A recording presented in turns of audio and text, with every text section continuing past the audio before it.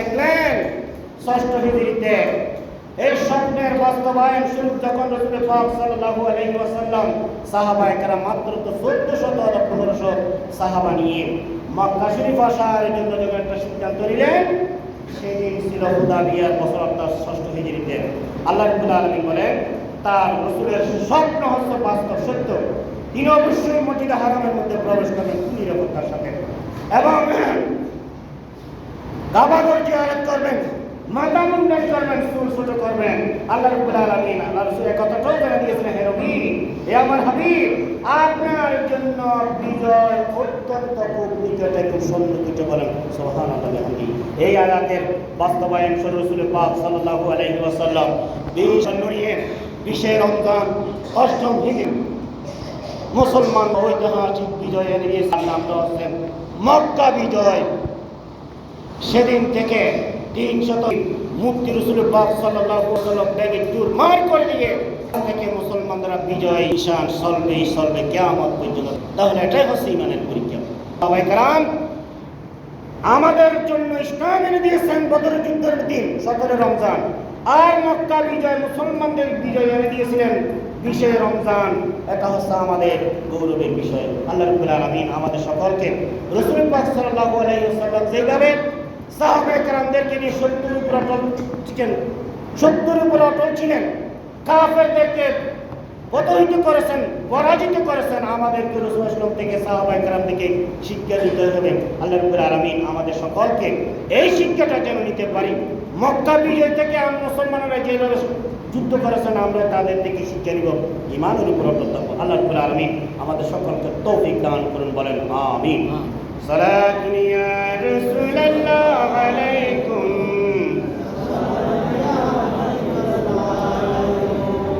कहाँ मुझको किसी से के नई हाजत राग़िबत है, फ़क़द हुब्बी नबी का ज़ूक़ है, आशिक़ इबादत है। सलातुन या रसूलल्लाह अलैकुम बराए जानी मुस्ताकुम दराजा सारी रौदाए खैरिल बशर कुन। सलातुन या रसूलल्लाह अलैकुम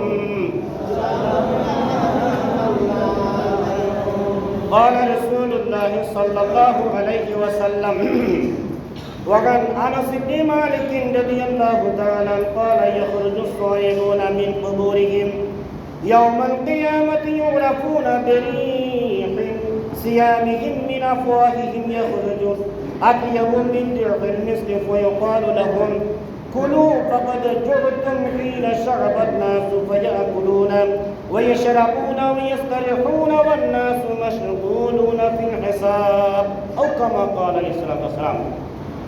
রোজাদারের মর্যাদার কোনো শেষ নেই। রাসূল পাক সাল্লাল্লাহু আলাইহি ওয়াসাল্লাম অনেক মর্যাদা দিয়েছেন। আজকের আলোচনার মধ্যে রাসূল পাক সাল্লাল্লাহু আলাইহি ওয়াসাল্লাম রোজাদারের মর্যাদা নিয়ে, সম্মান নিয়ে একটি হাদিস শরীফ এনেছেন, যে হাদিসের রাবি হলেন হযরত আনাস ইবনে মালিক রাদিয়াল্লাহু তাআলা। তিনি বলতেছেন, কিয়ামতের দিন অনেক মানুষের মধ্যে থেকে, লক্ষ লক্ষ কোটি কোটি উম্মতদের থেকে রোজাদারকে আল্লাহ রাব্বুল আলামিন বেছে নেবেন। কি করে? এই নিয়ে হাদিস শরীফ আল্লাহ রাসূল সাল্লাল্লাহু আলাইহি ওয়াসাল্লাম ইরশাদ করেছেন, ইয়াখরুজুনা সাইমুন মিন কুবুরিহিম, কিয়ামতের দিন কবর থেকে রোজাদাররা বের হবে, ইউরাফুনা, তাদেরকে চিহ্নিত করা হবে, চিনে যাবে, বেরিহি সিয়ামিহিম মিন আফাইন, তাদের মুখ দিয়ে রোজার সুগন্ধি বের হচ্ছে। সুবহানাল্লাহ।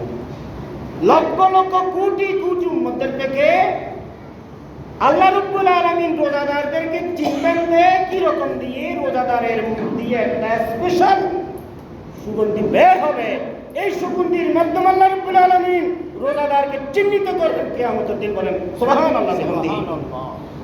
আল্লাহ রাব্বুল আলামিন রাসূল পাক সাল্লাল্লাহু আলাইহি ওয়াসাল্লাম কথা বলে ক্বালু লাহুম, তাদেরকে বলা হবে, কুলু, তোমরা খাও, ফাকাদ জুহতুম, তোমরা খাও, অথচ তোমরা ক্ষুধার্ত ছিল। সবাকার নাস, মানুষেরা পেট ভর্তি খেয়েছিল, এই যে রোজা যাচ্ছে খবর নাই অনেকের, রোজা আমাদের জন্য বসে থাকে নাই, যারা রোজা রাখতেছেন তাদের জন্য রোজা চলে যাচ্ছে, যারা রোজা রাখেন নাই তাদের জন্য অপেক্ষা করতেছে না। কিন্তু মনে রাখবেন, আগামী বছর আমি বাঁচবো কিনা আমার জানা নেই। নিয়ামতের মাস, রহমতের মাস, মাগফিরাতের মাস, নাজাতের মাস একটু গুরুত্ব দিতে হবে। এই জন্য যারা রোজা রেখেছেন তারা অত্যন্ত ভাগ্যবান। কিয়ামতের দিন তাদের মুখ দিয়ে একটা স্পেশাল গন্ধবে, সুগন্ধি বের হবে। কিন্তু যারা আফসোস, আল্লাহ রাসূল বলতেছেন, ও আমার সাহাবে কেরাম যারা রোজা রেখেছেন তোমরা এখন খাও, অথচ তোমরা দিনের বেলায় অনাহার ছিল। আর সেদিন অনেক মানুষ খানা নিয়ে ব্যস্ত ছিল। ফায়াকুলুনা, তারা খাবে, ওই শরাবুনা পান করবে, ইস্তারহুনা আরাম করবে। সেদিন রোজাদাররা ওয়ান নাসু মাশগুলুন, আর বেরোজাদাররা মশগুল হয়ে যাবে, মশগুল হিসাবের জন্য পাগল হয়ে যাবে। তাহলে বুঝা গেল দেখি রমজান মাস গুরুত্ব দিবেন। সাহাবায়ে কেরাম যুদ্ধ করে আমাদের জন্য রমজান মাস ইসলাম এনে দিয়েছেন। সাহাবায়ে কেরাম যুদ্ধ করে মুসলমানদের বিজয় এনে দিয়েছেন। সুবহানাল্লাহ বিহামদি। সেদিন ছিল রমজান মাস, 20 রমজান। তাহলে আমরা কেন নেব? অথচ সবাই তো মরে যেতে হবে, না মরে কেউ থাকবে না। এই জন্যই বলতে চেয়েছিলাম, যদি আল্লাহ রাব্বুল আলামিনের দরবারে যদি স্পেশাল সম্মান নিয়ে যদি আপনারা যদি যেতে চান, রোজার ফজিলত নিয়ে যাওয়ার জন্য চেষ্টা করবেন। এটাই হচ্ছে ইমানদারের পরিচয়। কিয়ামতের দিন লক্ষ লক্ষ কোটি কোটি বান্দাদের থেকে এই রোজার সুগন্ধি দিয়ে আল্লাহ রাব্বুল আলামিন চিন্তি করবেন। সুবহানাল্লাহ বিহামদি। আল্লাহ রাব্বুল আলামিন আমাদের সকলকে রমজান মাস বাদ বাকি যা কয়টা রোজা আসে, অন্তত এই রোজার মাধ্যমে হলেও নিজের জীবনের গুনাহ মাফ করে যেন মাসুম হয়ে যেন কবরে যেতে পারে। আল্লাহ রাব্বুল আলামিন আমাদের সকলকে তৌফিক দান করুন, বলেন আমিন। ক্বালা রাসূলুল্লাহ সাল্লাল্লাহু আলাইহি ওয়াসাল্লাম, ইযা কানা আফদালু লাইলাতিন মিন রমাদান ফুতিহাত আবওয়াবুস সামাই ওয়া লা ইউগলাকু মিনহা বাবুন হাত্তা ইয়াকুনা আখির লাইলাতিন ফি রমাদান মিন রমাদান। রাসূল পাক সাল্লাল্লাহু আলাইহি ওয়াসাল্লাম আরো ইরশাদ করেন, যেদিন রমজান মাস আগমন হবে, প্রথম রজনী যখন আসবে, আল্লাহ রাব্বুল আলামিন আসমানের দরজাসমূহ খুলে দেন ইমানদারের জন্য, বলে সুবহানাল্লাহ। রমজানের শেষ যেদিন হবে সেদিন বন্ধ করে দেবে শুধুমাত্র। ওয়ালাইসা আব্দুল মুমিনিন ইউসাল্লি ফি লাইলাতিন, তখন রাসূল পাক সাল্লাল্লাহু আলাইহি ওয়াসাল্লাম আরো বলতেছেন, যদি কোনো মুসলমান, কোনো মুমিন রোজা সহকারে তারাবির নামাজ আদায় করবে। এই যে আমরা কত সুন্দর তিনজন হাফেজ কোরআনের মাধ্যমে তারাবির নামাজ আদায় করতেছি, আলহামদুলিল্লাহ। মাত্র এক কাতার দেড় কাতার, এই নাকি রোজাদার, এই নাকি আল্লাহ রাসূলের উম্মত। নাউযুবিল্লাহি মিন যালিক। তো আল্লাহ আমাদেরকে হেদায়েত করুন, বলেন আমিন। আল্লাহ রাসূল বলতেছেন যে তারাবির নামাজের ফজিলত কতটুকু দেখেন, মান ইউসাল্লি ফি লাইলাতিহি ইল্লা কাতাবাল্লাহু লাহু আলফান ওয়া খামসিনা মিয়াতান হাসানাতিন বিকুল্লি সাজদাতিন। আল্লাহ রাসূল বলতেছেন যে যারা তারাবির নামাজ জামাতের সাথে আদায় করতেছেন খতম কোরআনের মাধ্যমে, প্রতিটি সজিদার বিনিময়ে তার আমল নামার মধ্যে ১৫০০ সজিদার সওয়াব লিখে দেওয়া, বলেন সুবহানাল্লাহ। ১৫০০। অর্থাৎ যে ব্যক্তি রমজান মাসের মধ্যে তারাবির নামাজকে গুরুত্ব দিবেন, ১০০০ সজিদার বিনিময়ে আল্লাহ রাব্বুল আলামিন তার আমল নামার মধ্যে ১৫০০ সওয়াব লিখে দিবেন, বলে সুবহানাল্লাহ। ইল্লা কাতাবাল্লাহু আলফান ওয়া খামসিনা মিয়াতিন হাসানাতিন বিকুল্লি সাজদাতিন, প্রতিটি সজিদার বিনিময়ে তার আমল নামার মধ্যে ১৫০০ আমল, ১৫০০ সওয়াব নেকি লিখে দিবেন, সুবহানাল্লাহ। তাহলে আমরা অবশ্যই তারাবির নামাজকে গুরুত্ব দিব। পাবেন না, মধুর ভান্ডার চলে যাচ্ছে, আর কদিন মাত্র আছে। এই যে কি সুন্দর করে আমাদের হাফেজে কোরআনের তিনজন হাফেজ কোরআন তেলাওয়াতের মধ্যে আমাদের তারাবির নামাজ পড়াইতেছেন, আলহামদুলিল্লাহ। আপনাদের সন্তানগুলো জাতির ভবিষ্যৎ, ওদের মাধ্যমে কোরআন কিয়ামত পর্যন্ত জারি থাকবে। তাহলে ওরা যদি কোরআন মুখস্থ করে আমাদেরকে শুনাইতে পারে, আমরা তাদের পিছনে কোরআন কেন শুনবো না, বলেন দেখে। তার ওইদা কোরিয়াল কোরআন ফাস্তামিউ লাহু ওয়া আনসিতু লাআল্লাকুম তুরহামুন। কোরআন যখন তেলাওয়াত করে কান পেতে শুনবেন, অহরহ সওয়াব, অহরহ রহমত আপনার উপর আল্লাহ করে নাযিল করবেন, বলেন সুবহানাল্লাহ বিহামদি। তাহলে যাক, আজকে আমি এতটুকু বললাম। এখন আমাদের ঈমান সমগ্র পৃথিবীর মধ্যে মুসলমানদের উপরে দুর্দশা। দেখেন না আজকে জাতি কোন ধরনের।